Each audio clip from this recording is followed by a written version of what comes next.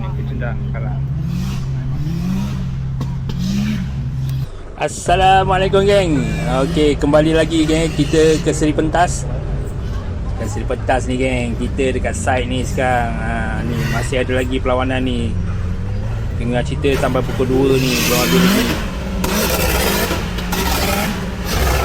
Okey, ni kereta bos aku. Okey, kita tengok. Tak payah nak laju-laju geng. Janji tak ada pemasalah. Ini laju-laju, pergi laju, balik slow kan.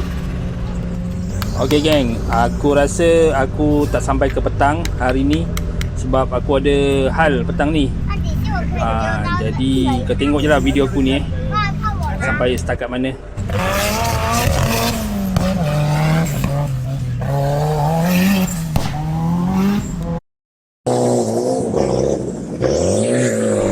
Okey geng, kau tengok ni. Ni dugaan ni geng, dugaan. Ni nama dia menguji kesabaran ni geng. Tapi tak apalah geng. Lagi dia hidup lagi yang masih boleh gunakan lagi ni.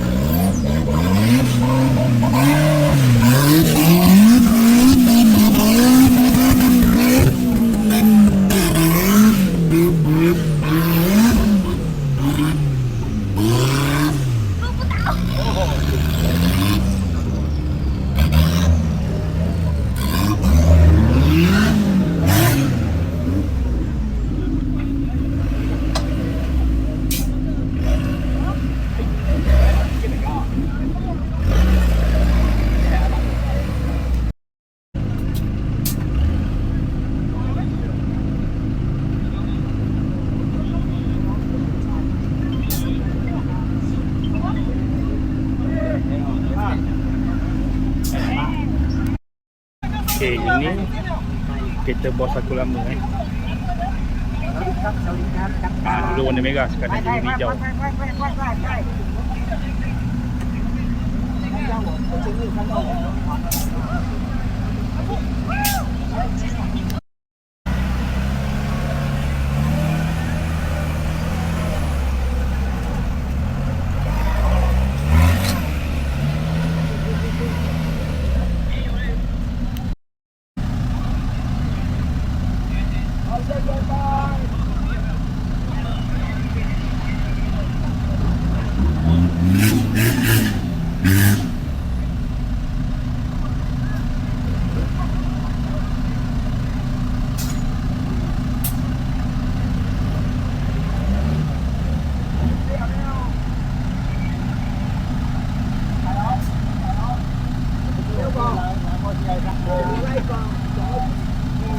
Okay,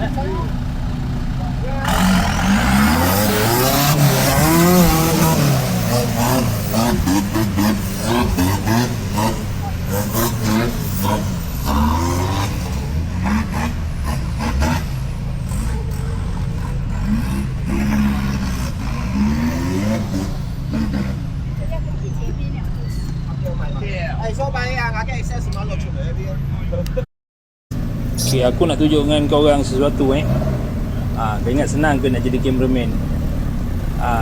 Kat sini Cina-Cina ramai jadi cameraman. Dia punya kamera dia semua panjang-panjang kan. Tu geng, kalau kau tahu, tu tengok. Ni kau tengok geng. Bekas cameraman. Tu dia. 2 orang lah, 3 orang. 4 orang. Semuanya ada angle-angle dia orang masing-masing Semuanya ambil jauh-jauh. Bukannya senang nak ambil gambar ni. Aku tak berapa pandai sangat shoot gambar-gambar ni. Okey ni geng, kau tengok minyak sponsor daripada JDT. JDT tak bagi duit tapi dia bagi minyak sponsor. 5W40 API. Modelan ni fully synthetic.